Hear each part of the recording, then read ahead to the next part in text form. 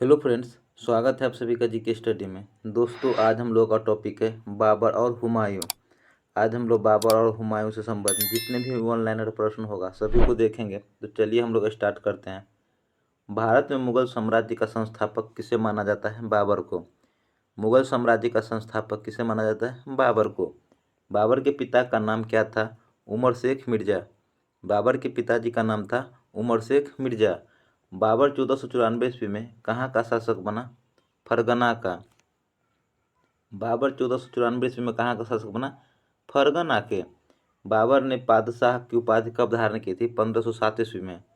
बाबर ने पादशाह की उपाधि कब धारण की थी? 1507 ईस्वी में। भूमि मापने के लिए गज ए बाबरी मापक का प्रयोग किसने किया? बाबर ने। गज ए बाबरी मापक का प्रयोग किसने किया? बाबर ने। बाबर ने पहली बार पश्चिम से कहाँ होकर भारत में प्रवेश किया? पंजाब। बाबर ने पहली बार पश्चिम से कहाँ होकर भारत में प्रवेश किया? पंजाब में। बाबर का भारत के विरुद्ध प्रथम अभियान 1519 ईस्वी में किस जाति के विरुद्ध था? यूसुफ जाई जाति के।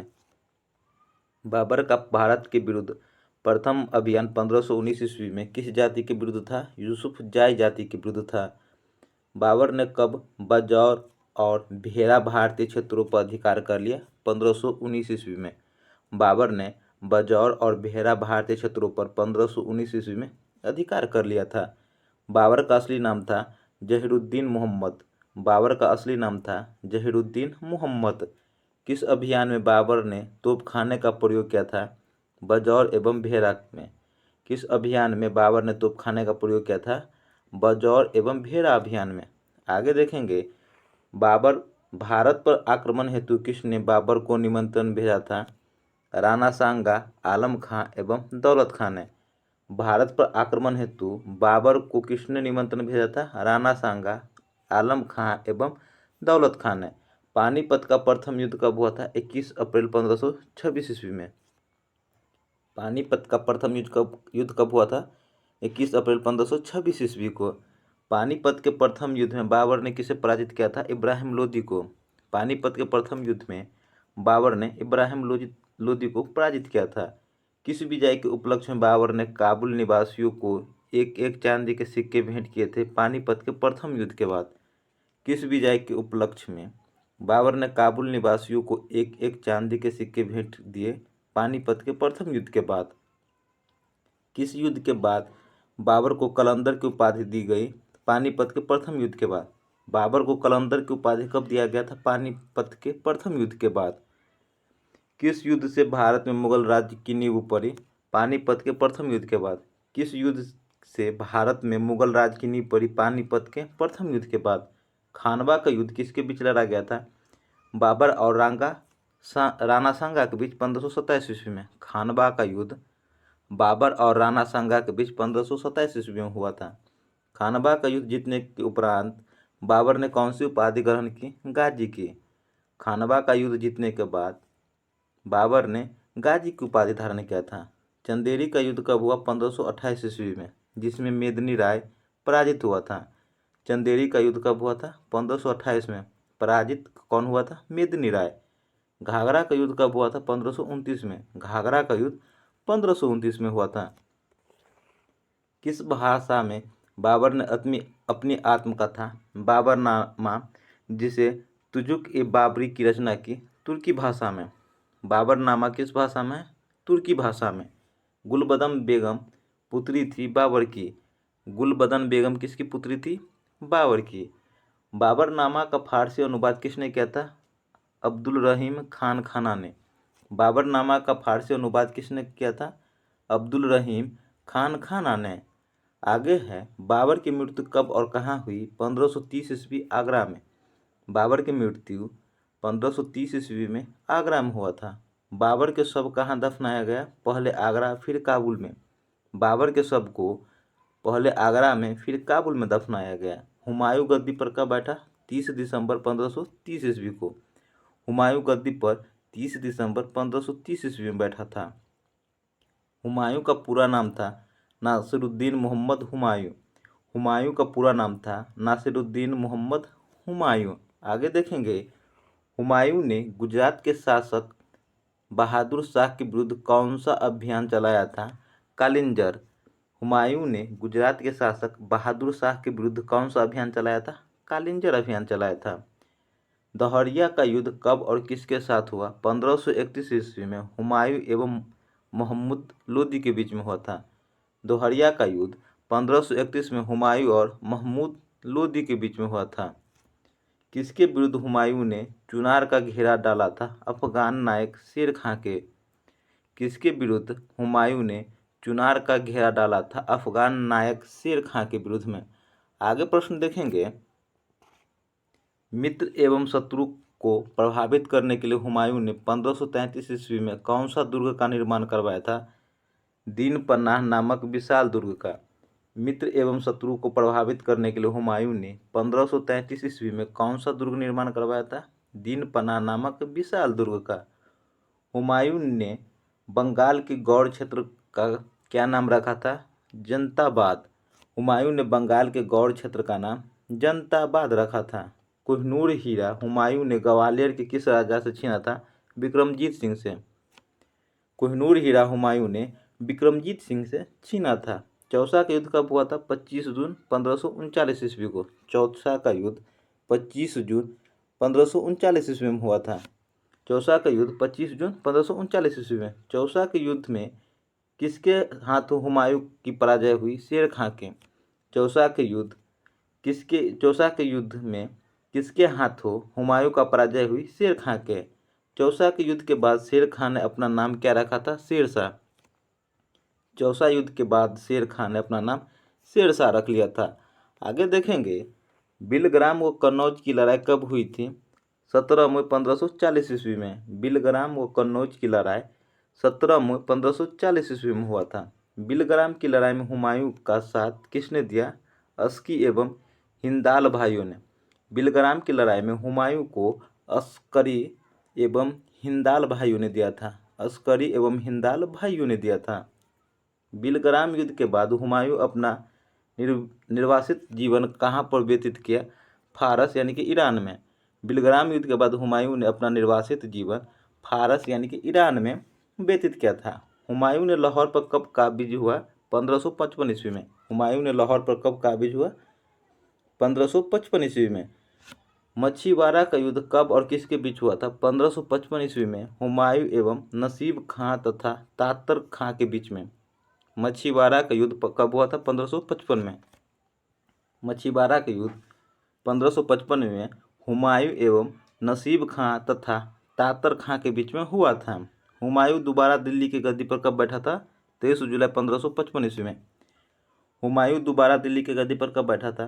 23 जुलाई 1555 ईस्वी में हुमायूं दोबारा दिल्ली की गद्दी पर बैठा था।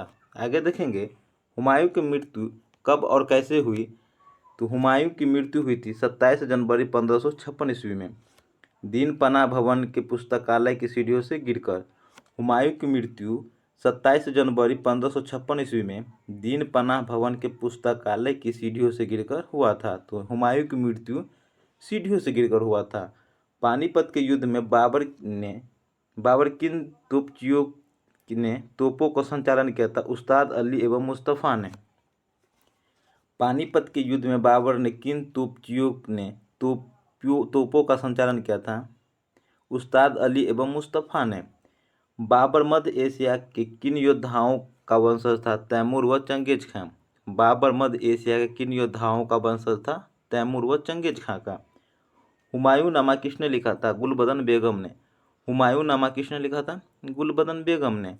बाबर ने प्रसिद्ध तुलुगाम नीति का प्रयोग सर्वप्रथम किस युद्ध में किया था? पानीपत के प्रथम युद्ध में। तुलुगामा नीति का प्रयोग सर्वप्रथम किस युद्ध में किया था? पानीपत के प्रथम युद्ध में। पानीपत के प्रथम युद्ध में बाबर ने तुलुगामा नीति का प्रयोग किया था। आगे क्वेश्चन देखेंगे, किस युद्ध में बाबर ने जिहाद का नारा दिया था? खानवा के युद्ध में। जिहाद का नारा किस युद्ध में दिया था? खानवा के युद्ध में बाबर ने जिहाद यानी कि धर्म युद्ध का नारा खानवा के युद्ध में दिया था। मुबैयान नामक पद शैली के जन्मदाता बाबर ने अपनी आत्मकथा तुजुक ए बाबरी किस भाषा में लिखी? तुर्की में। मुबैयान नामक पद्य शैली के जन्मदाता बाबर ने अपनी आत्मकथा तुजुक ए बाबरी किस भाषा में लिखी? तुर्की भाषा में। मुगल साम्राज्य के दृष्टिकरण के दृष्टिकोण से सबसे निर्णायक युद्ध था खानबाग युद्ध। मुगल साम्राज्य के दृढ़ीकरण के दृष्टिकोण से सबसे निर्णायक युद्ध था खानबाग का युद्ध। किसने ऐसे बाग बगीचे जिसमें बहता पानी हो के निर्माण की परंपरा की शुरुआत की थी? बाबर ने। मछीवाड़ा के युद्ध में हुमायूं ने किसे पराजित किया था? तातर खां को। मछीवाड़ा के युद्ध में हुमायूं ने तातर खां को पराजित किया था। हुमायूं का मकबरा कहाँ है? तो इसका मकबरा है दिल्ली में। हुमायूं का मकबरा दिल्ली में स्थित है। किस मुगल शासक ने 2 बार शासन किया था? हुमायूं ने। किस मुगल शासक ने 2 बार शासन किया था? हुमायूं ने। किस मुगल शासक ने उपवन यानी कि उद्यानों में अत्यंत अभिरुचि के कारण उपवनों का राजकुमार मालियों का मुकुट कहा गया? बाबर को। उपवनों का राजकुमार किसे कहा गया है? बाबर को। मुगल सत्ता का पुनर्स्थापन किस युद्ध में हुमायूं को मिली विजय की फलस्वरूप हुई? सरहिंद के युद्ध में। मुगल सत्ता की पुनर्स्थापन किस युद्ध में हुमायूं को मिली विजय के फलस्वरूप हुई थी? सरहिंद के युद्ध में। आगे प्रश्न देखेंगे। किस मुगल बादशाह के दुर्भाग्य पर व्यंग्य करते हुए लेलपुल ने लिखा, वह जीवन भर ठोकरें खाता रहा और ठोकर खाकर ही अब उसके जीवन का अंत हुआ? हुमायूं। किस मुगल बादशाह के दुर्भाग्य पर व्यंग्य करते हुए लेनपुल ने लिखा, वह जीवन भर ठोकर खाता रहा और ठोकर खाकर ही अपने जीवन का अंत हुआ? हुमायूं के बारे में।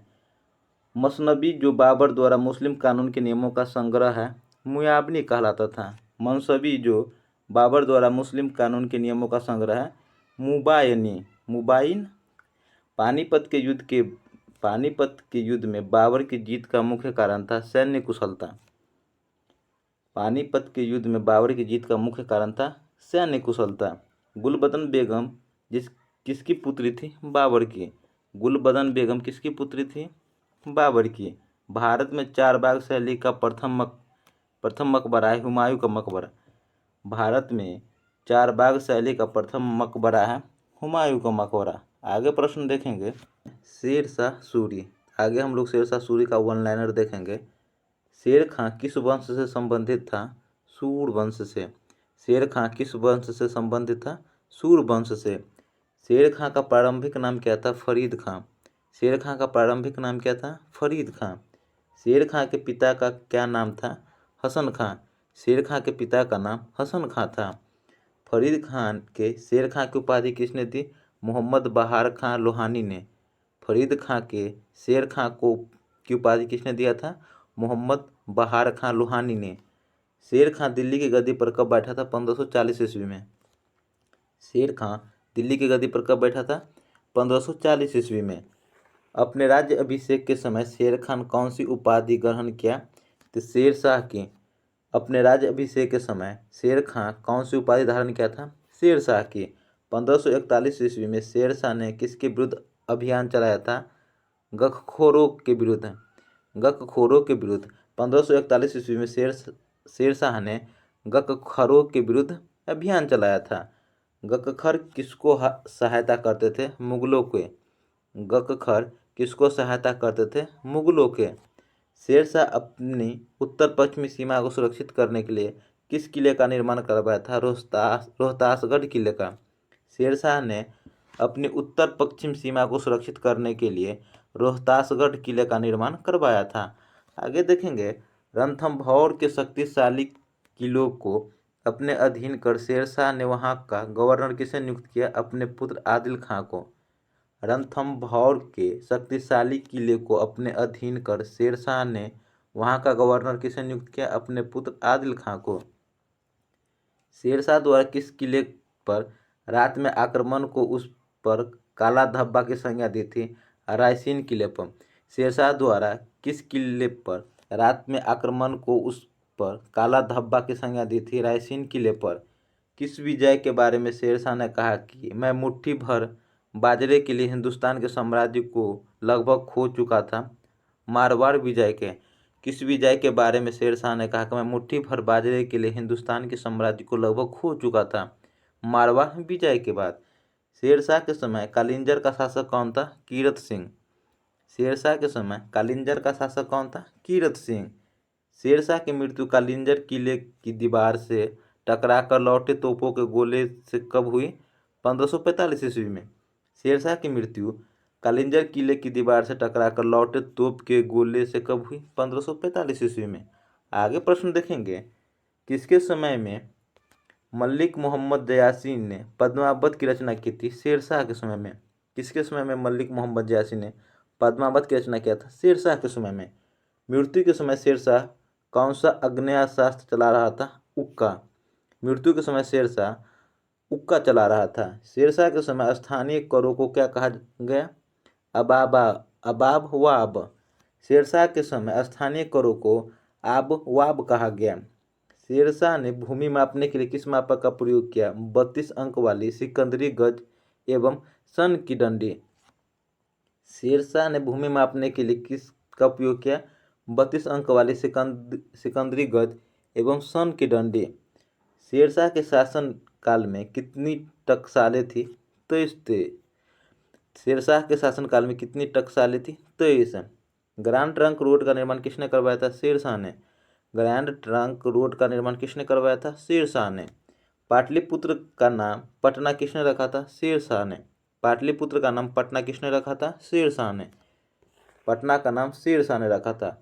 शेरशाह ने सिक्कों पर अपना नाम किस लिपि में खुदवाया था? अरबी एवं देवनागरी लिपि में। शेरशाह ने सिक्कों पर अपना नाम अरबी एवं देवनागरी लिपि में खुदवाया था। शेरशाह का मकबरा बिहार के किस स्थान में स्थित है? सासाराम में। शेरशाह का मकबरा कहाँ है? सासाराम में। किला ए कुहाना मस्जिद का निर्माण किसने करवाया था? शेरशाह सूरी ने। किला ए कुहाना मस्जिद का निर्माण किसने करवाया था? शेरशाह सूरी ने। पट्टा एवं कबूलियत की प्रथा किसने प्रारंभ किया था? शेरशाह ने। पट्टा एवं कबूलियत की प्रथा किसने आरंभ की थी? शेरशाह ने। शेरशाह का उत्तराधिकारी कौन था? इस्लाम शाह। शेरशाह का उत्तराधिकारी कौन था? इस्लाम शाह। किसने भारत में द्वितीय अफगान राज का संस्थापक माना जाता है? शेरशाह को। किसे भारत में द्वितीय अफगान राज का संस्थापक माना जाता है? शेरशाह को। आगे प्रश्न देखेंगे, शेरशाह के समय औसत पैदावार का कितना हिस्सा लगान के रूप में वसूल किया जाता था? 1/3 भाग। शेरशाह के समय औसत पैदावार का कितना हिस्सा लगान के रूप में वसूल किया गया? 1/3 भाग। आगे प्रश्न देखेंगे, शेरशाह की महानता का द्योतक क्या है? जिसका प्रशासनिक सुधार। शेरशाह की महानता का द्योतक क्या है? प्रशासनिक सुधार। ग्रैंड ट्रंक सड़क जोड़ती है कोलकाता व अमृतसर को।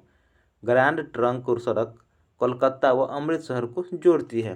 किसने चौसा की लड़ाई 1539 ईस्वी में हुमायूं को पराजित किया था? शेरशाह ने। किसने चौसा की लड़ाई 1539 ईस्वी में हुमायूं को पराजित किया था? शेरशाह ने। किस युद्ध को जीतने के बाद शेरशाह ने दिल्ली में अफगान सत्ता की स्थापना की थी? बिलग्राम का युद्ध। किस युद्ध को जीतने के बाद शेरशाह ने दिल्ली में अफगान सत्ता की स्थापना किया था? बिलग्राम का युद्ध। किस सुल्तान ने पहले हजरत ए आला की उपाधि अपनाई और बाद में सुल्तान की? शेरशाह सूरी ने। किसने पहले हजरत ए आला की उपाधि अपनाई और बाद में सुल्तान की? तो दोस्तों, हमारा हुमायूं, बाबर और शेरशाह सूरी टॉपिक कंप्लीट हुआ। ये टॉपिक आपको कैसा लगा ये हमें कमेंट करके ज़रूर बताइएगा। अच्छा लगा हो तो लाइक कीजिएगा, कमेंट कीजिएगा और सब्सक्राइब कीजिएगा। मिलते हैं एक अच्छे से नए टॉपिक के साथ। तब तक के लिए जय हिंद, जय भारत।